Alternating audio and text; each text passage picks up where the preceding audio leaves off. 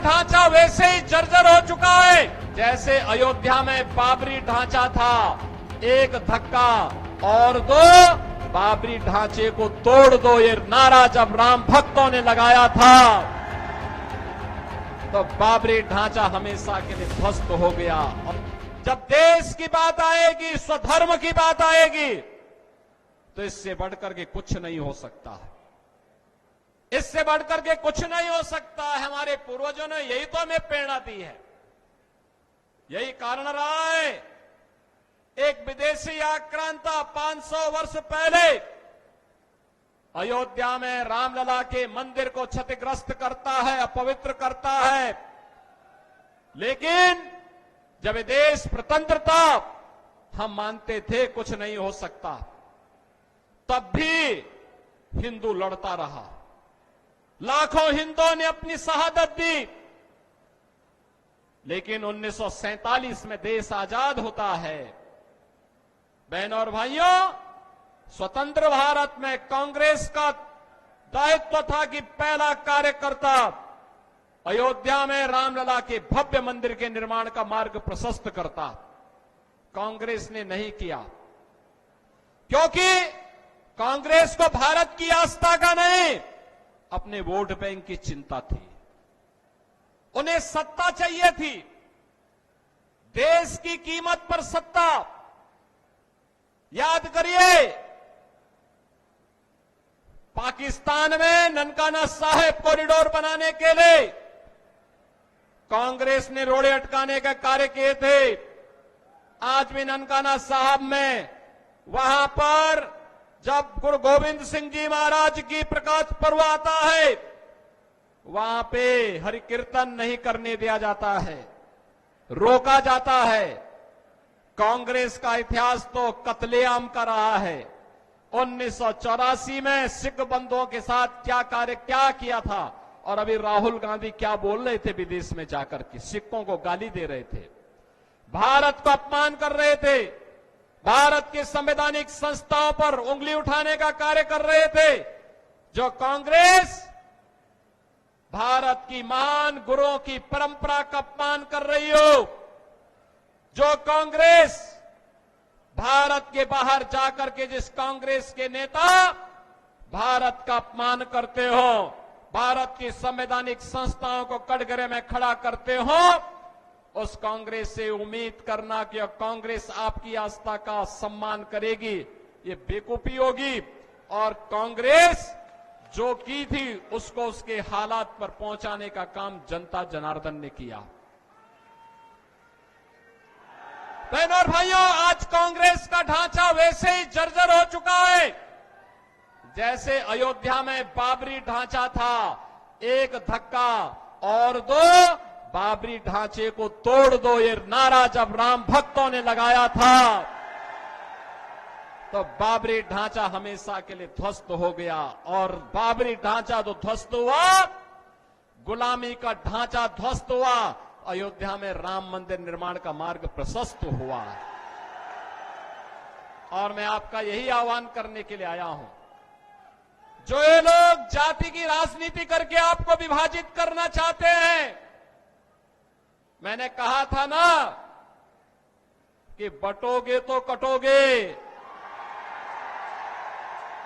एक रहोगे तो नेक रहोगे। कोई माई का लाल आपका बाल बांका नहीं कर पाएगा। याद करिए, उत्तर प्रदेश में 17 के पहले दंगे होते थे,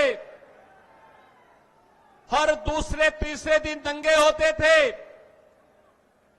बेटी असुरक्षित थी, बहनें असुरक्षित थी, व्यापारी असुरक्षित थे, उनका कोई सम्मान नहीं होता था। और पिछले 7.5 वर्ष में उत्तर प्रदेश में कोई दंगा नहीं हुआ है, कोई दंगा नहीं हुआ है। दंगाई या तो यूपी छोड़ चुके हैं या राम नाम सत्य है की यात्रा में निकल चुके हैं। आज यूपी पे दंगा नहीं होता, कोई बेटी और बहन की सुरक्षा में सेंध नहीं लगाता है। कोई किसी व्यापारी के सम्मान के विरुद्ध कार्य नहीं करता है। आज वहां विकास है जो उत्तर प्रदेश 2017 के पहले भारत के विकास का बैरियर माना जाता था। आज वह उत्तर प्रदेश भारत के विकास का ग्रोथ इंजन बनकर के तेजी के साथ कार्य कर रहा है। अयोध्या में रामलला का भव्य मंदिर का निर्माण भी हो गया है। 5 सदी के बाद इंतजार समाप्त हुआ, अयोध्या में रामलला विराजमान हुए। और ऐसे ही हरियाणा में पिछले 10 वर्ष के अंदर हुआ है एक परिवर्तन जिस हरियाणा को कांग्रेस ने परिवारवाद के, भ्रष्टाचार के गर्त में डुबोने का काम किया था, चाहे कांग्रेस रही हो, चाहे इनलो रही हो, और चाहे वह दिल्ली के अंदर झाड़ू लगाने वाली पार्टी हो। याद रखना, बहुजन समाज पार्टी के हाथी का पेट इतना बड़ा है वो कभी भरता नहीं है, कभी नहीं भरने वाला है। वो वोट खराब हो जाएगा, याद रखना। और मैं यही कहने के लिए आज आपके पास आया हूं, बहन और भाइयों, कोई ऐसी गलती मत कर देना कि जो आपस में बंटे। याद रखना, बंटे तो कटे, ये कभी नहीं होने देना है। और ये कांग्रेस का जो हाथ है ना, ये अभी हालात को और बिगाड़ने के लिए आया है। कांग्रेस का हाथ बिगाड़ेगा हालात, और विकास की जो रफ्तार है, नायब सिंह सैनी की सरकार को लाने के लिए आवश्यक है। यह नायब सिंह सैनी की सरकार इस विकास की रफ्तार को स्पीड अप करने के लिए आवश्यक है, और इसीलिए हम लोग आए हैं। इसीलिए बहनों और भाइयों, मैं आया हूं आपसे कहने के लिए, भारतीय जनता पार्टी ने बिना किसी भेदभाव के यहां कार्य किया है।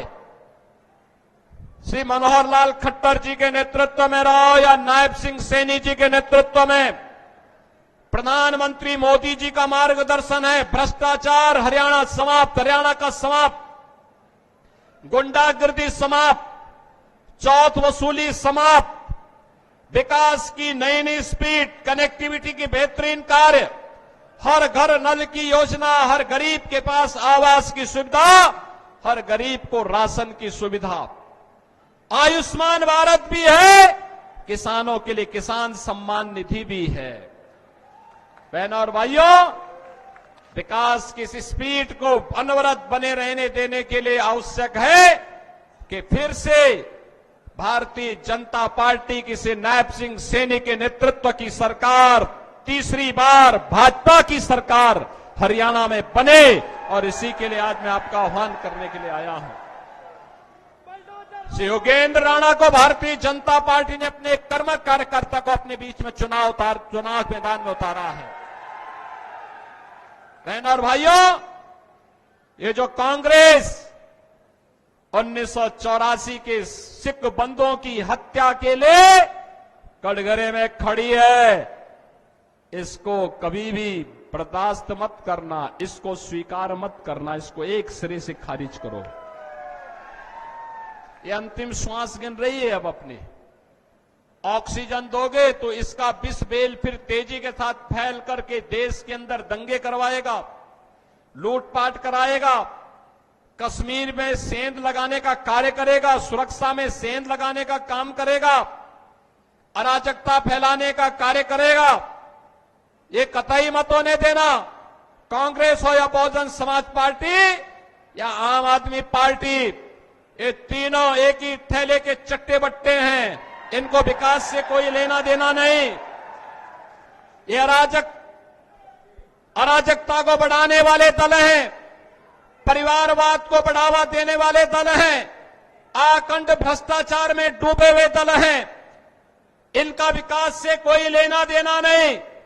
गांव से, गरीब से, किसान से, महिलाओं से, किसी भी तबके से इनका कोई लेना देना नहीं है। इनका तो एक ही एजेंडा है, बांटो और राज करो। हमें बंटना नहीं है, हमें बंटना नहीं है। एकजुट होकर के एक भारत श्रेष्ठ भारत की परिकल्पना को साकार करने के लिए और विकसित भारत के लिए हमें प्रधानमंत्री मोदी जी के नेतृत्व में फिर से हरियाणा में नायब सिंह सैनी की सरकार को लाना है। योगेंद्र राणा को भारी बहुमत से विजयी बना के भेजना है। बना के भेजेंगे।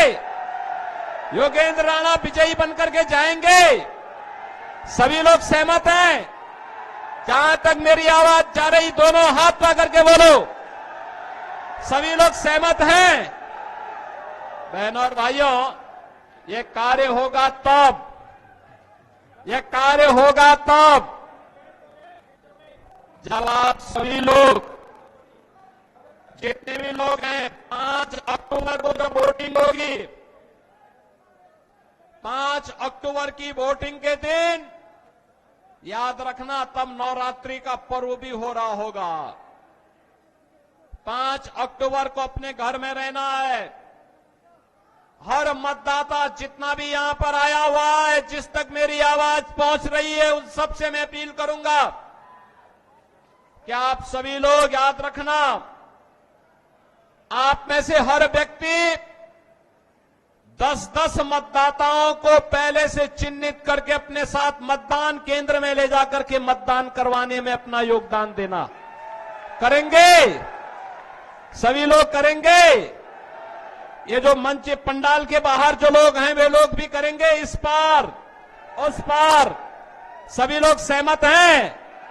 सभी लोग करोगे? आपस में बंटोगे नहीं ना? देश के लिए कार्य करेंगे ना? यह बहुत